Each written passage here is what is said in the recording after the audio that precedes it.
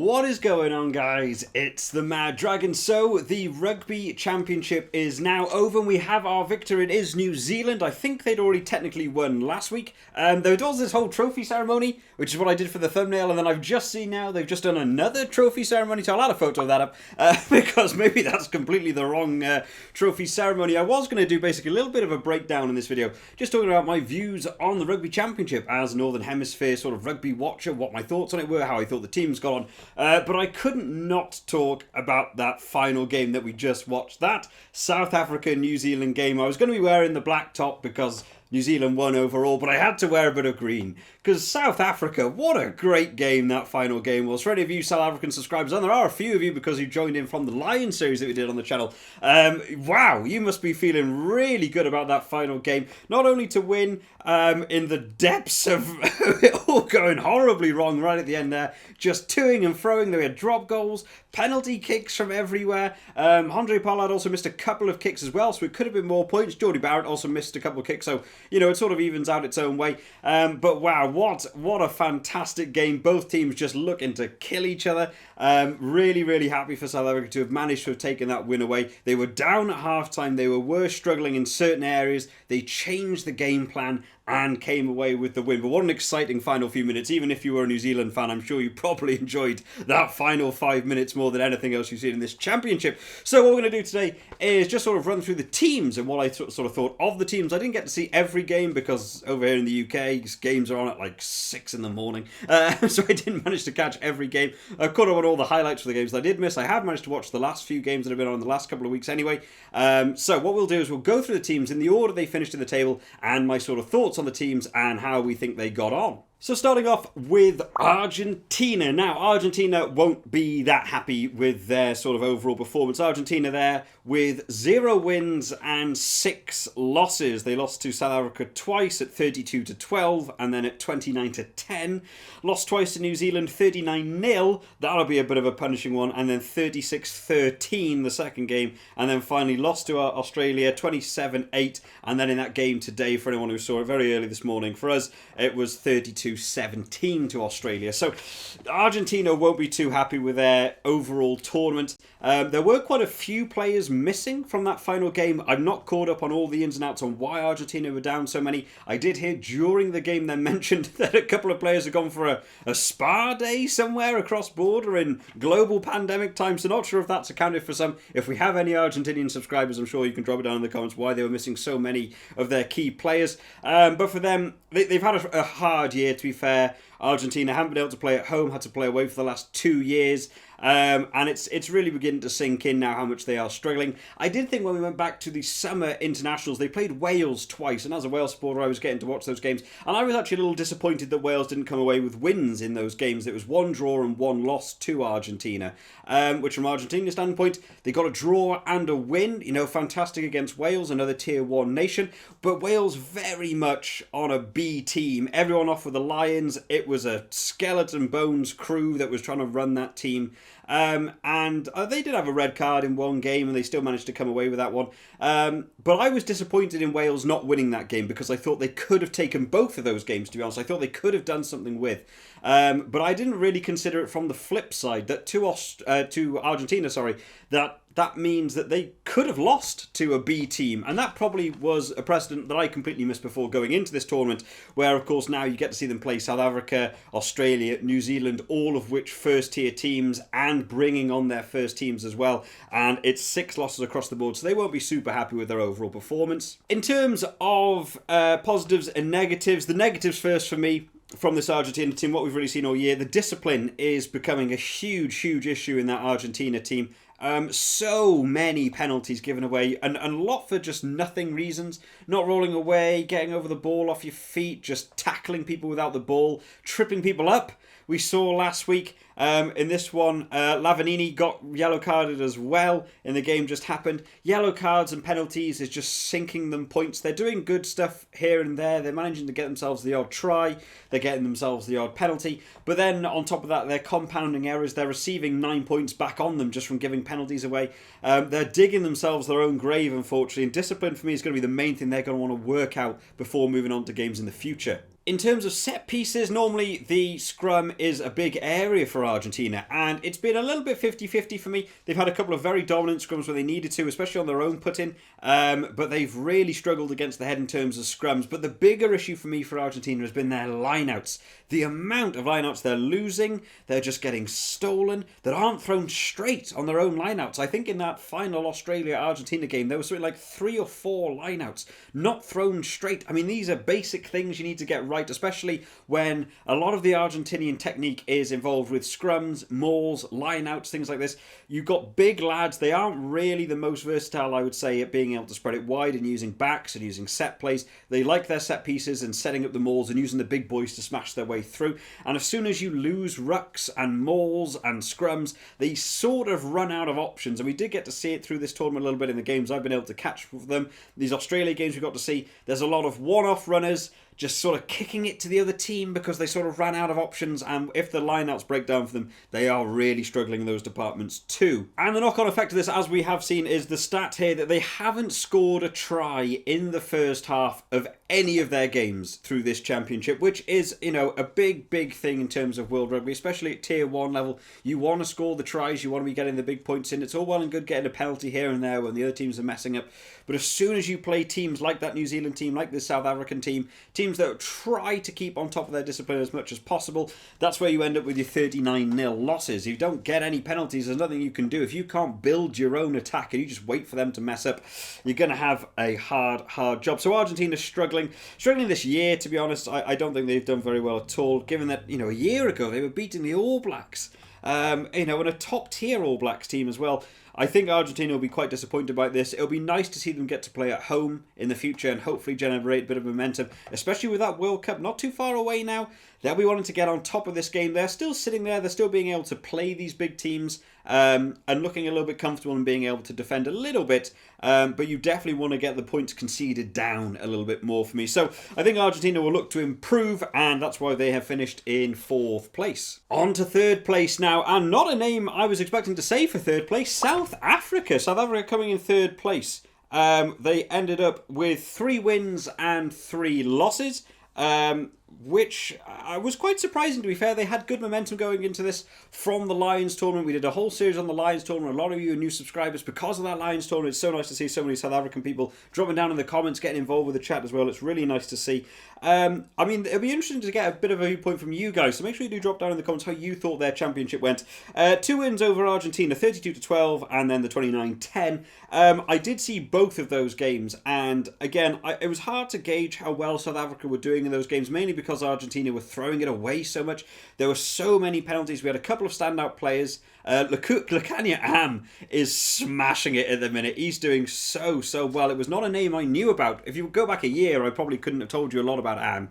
Having watched the Lions series and seen him play in this championship, really getting up there. I've heard a couple of people mention he could be the best centre in the world at the minute, and he's really showing off just how good his skills are. He's really sorting those teams out. They went on to play Australia and lost both games against Australia. The first game I thought was very close. I don't think that would be a massive disappointment. It would have been annoying to have come away with a loss there. They could have won that game, and it got nicked towards the end. The second game against Australia, the 30 points to 17, I didn't see that one, so I had to catch up on highlights of that. And Australia looked pretty dominant in terms of the highlights. I can't comment too much on that one. And then they got on to play New Zealand. They lost by 19 points to 17 in their first game. Again, I thought they could have won that. It was sort of hanging in the balance, but New Zealand loved that final 5-minute fight back, as we saw in this game, and then they did manage to win that second game 31-29. So, although the actual overall scores, the 3 wins, 3 losses, may not be the best, I don't think it's necessarily a true reflection. I think a close loss to Australia in one game and a close loss to New Zealand in another game, if they just managed to pull something off, maybe there wasn't a missed kick here or there in terms of penalties, if they'd just gone for maybe a drop goal, if they'd gone for the post rather than to the corner on a couple of those examples, you could be talking about 5 wins, 1 loss here, and that would be an astonishing tournament.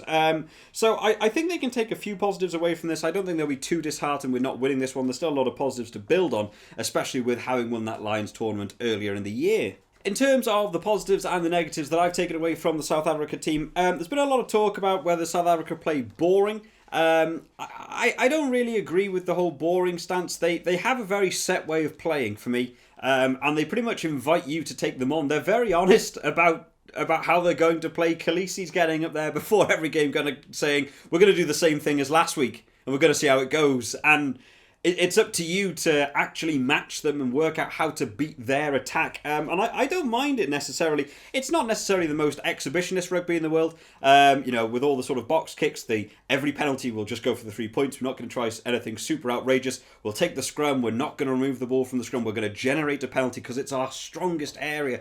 But I don't think you can be too harsh on them for doing it. They're playing to their own strengths and winning games because of it. So I don't think terribly. And in this final game, we got to see what South Africa can do when they don't play that style. The first half was very much the set in stone way that we've seen South Africa play for the last year or so. But that second half, there was far more spreading it wide, crossfield kicks to other players, grubber kicks through, the 50-22 technique. We saw Stain doing really well with that one as well. I thought they got to open up a little bit, and I would actually like to see more of it from South Africa, because when they do it, they still win. So I don't know why they don't do more of it. They have the players to be able to do it. Lukanya and Dialende, Mapimpi and Kosi, all these players, when they have ball in hand, look very, very dangerous. I would like to see them play a little bit more expansive if they could do in the future, because I still think it works for them. I think they wanted to get the groundwork down on the set piece and generating penalties, generating points. But if they can play a bit more expansive, it certainly works well for them too. The overall set plays are looking very, very good for South Africa. We did say in the Georgia game, way before the Lions, how I thought their scrum was struggling in that game. There was a bit of rust to shake off. They certainly had some different techniques not working for them. Georgia are a good scrummaging pack as well, though, so it's hard to gauge from that.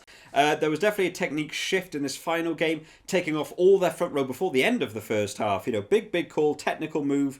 But their line-outs and their scrums are working well. They did lose one line-out, which was a real shame for them, which led to the New Zealand try. It was the scrum half. I don't think it was TJ Perenara at that point. I can't remember who was on at that point at scrum half in the game that just happened. They did concede that. That's because Etzebeth, probably for the first time in his career, dropped the ball from a line-out. That was a shame for them. But overall, I think the scrums and line-outs have been very good for them. Definitely a set piece that they're very, very comfortable with now. Big boys in the line-outs. They've got the utility backs that can swap to different places when they need to be, depending on the game tactic being used. Very, very good. And then the follow-up, the box kicking. I don't know what the Springboks do in terms of box kicking, but it works so well.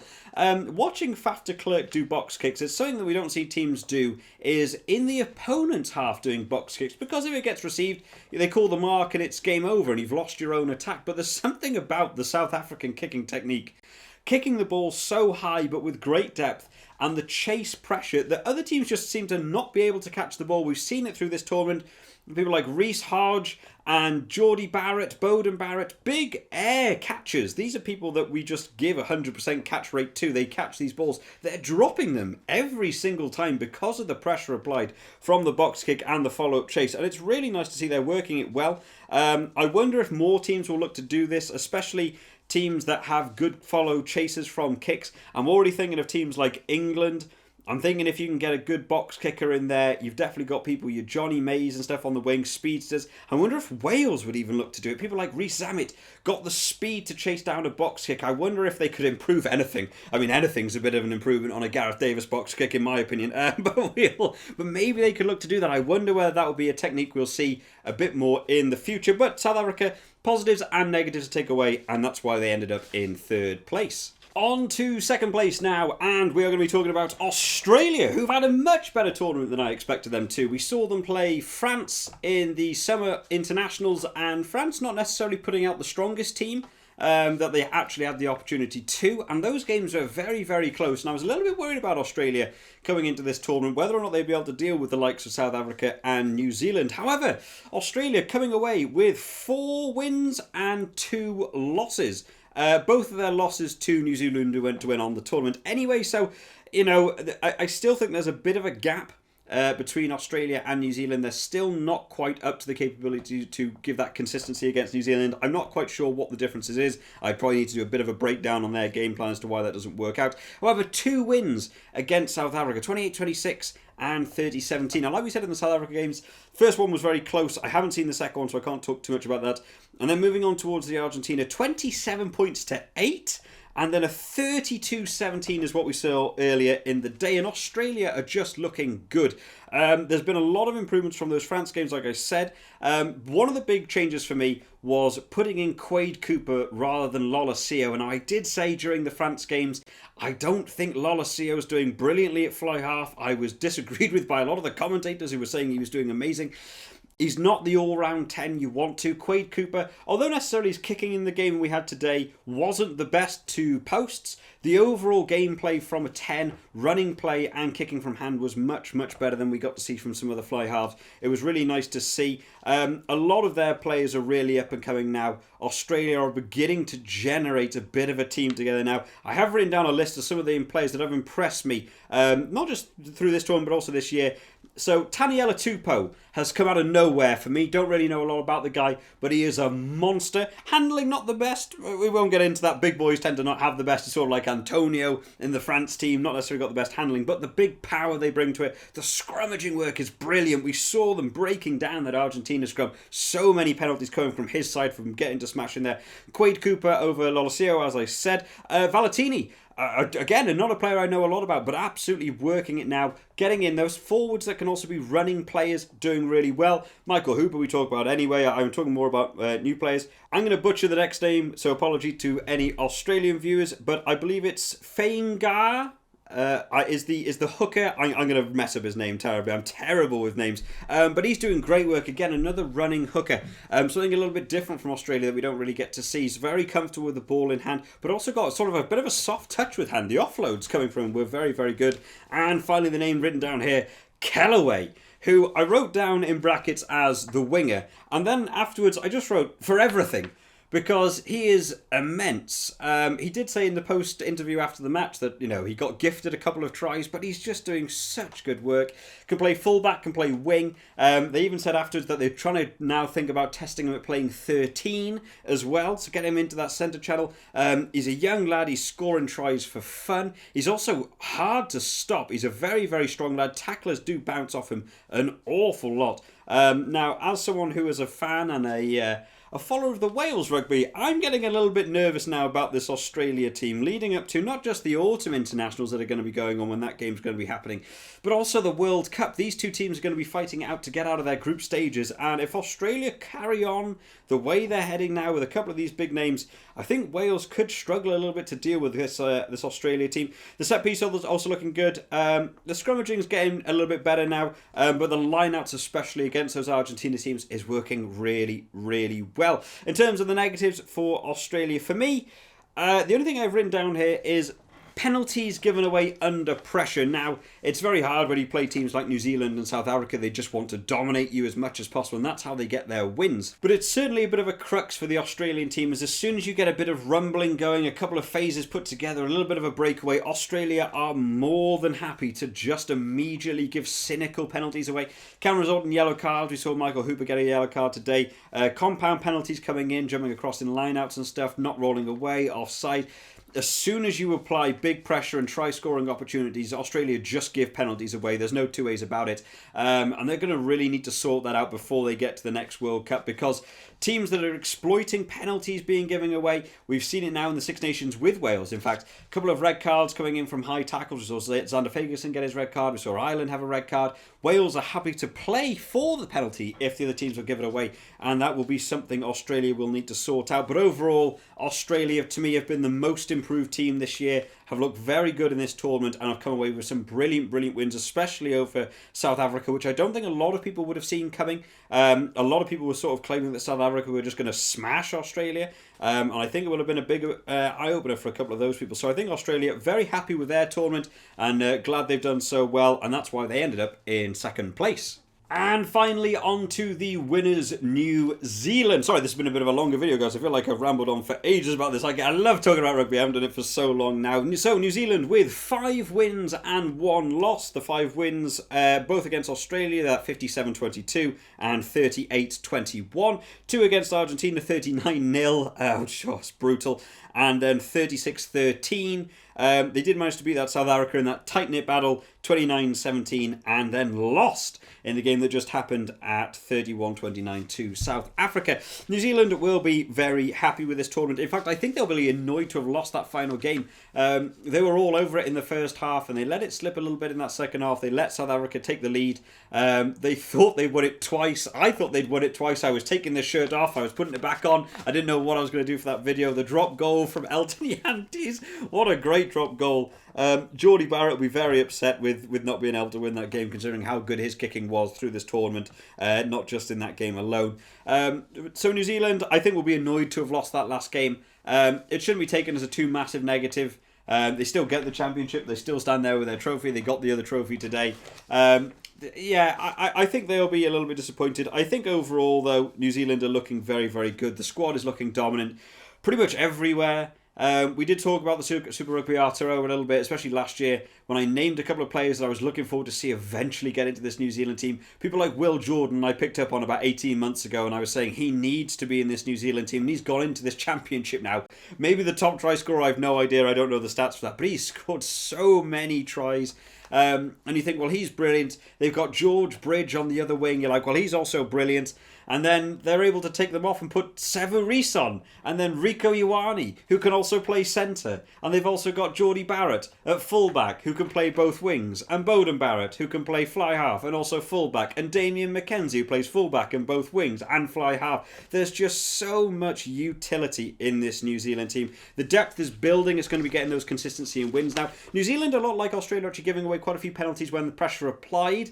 But that's going to be the big thing, applying pressure to New Zealand. I've been involved with some of the comments recently, people saying about how they get on against France and other teams like that. We did see it in the World Cup. England put the pressure on them and they began to crumble a little bit there. So if you can put the pressure on New Zealand, the wins are there for the taking. It's just whether a lot of the teams are going to be able to do that against New Zealand, unfortunately. Again, looking at it from my personal point of view, they'll be playing Wales. I'll be actually attending that game, the Wales versus New Zealand game down at the Principality when that's on next month. That's going to, or this month now, I guess we're actually into the technically this month. But that'll be a very tight game. I'll be interested to see how Wales are managing to cope with that. Wales tend to not dominate games.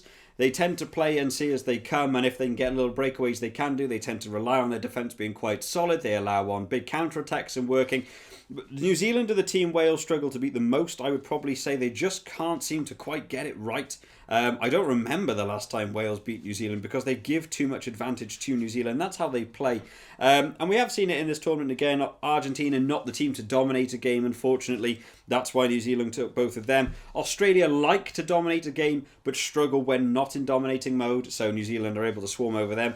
But then South Africa also like being on top. So when you get to have two teams that like being on top, you get to see this switch. And that's why both games ending within 2 points. It's one kick. And there were missed kicks in both games. It could have gone either way. So New Zealand certainly feeling the pressure. I don't know whether we'll get to see a New Zealand-South Africa game in the World Cup. I'm not quite sure how the pools are going to line up. They are in Pool A and B.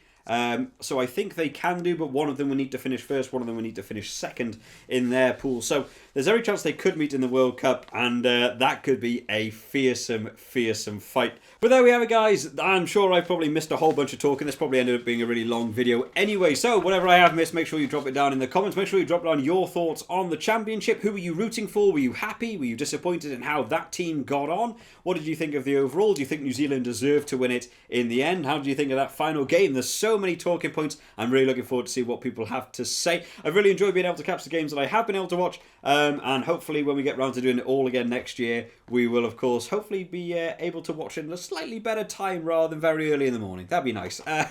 Give me a bit of a lie-in. But it's been fun to watch. It's been really enjoyable to get to see some high-level rugby, especially that final game. What a way to finish the tournament. Really, really happy with that. But of course we will be doing more rugby content on the channel. That'll be coming when we do the autumn internationals. They'll be coming up very, very soon. I'll have to get built up some of the preview videos where we chuck on a game in the background and we talk about the teams announced, and then we might even do a couple of review videos after some of the games if any of them were particularly interesting. Like I said, I am going to be attending a couple of the games. I'm going to be at the Wales New Zealand and the Wales Fiji game, so looking forward to actually getting to see some live rugby. So let me know if any of you got to see any live rugby over this championship going on. I'm really looking forward to getting back into it. But if you enjoyed this video today, guys, make sure you drop this video a like, and if you want to keep up to date with all the rugby content on the channel, make sure you subscribe to the channel just to keep up to date with all the latest videos as they come out. I hope you've all enjoyed today, guys. I will see you next time. Bye bye.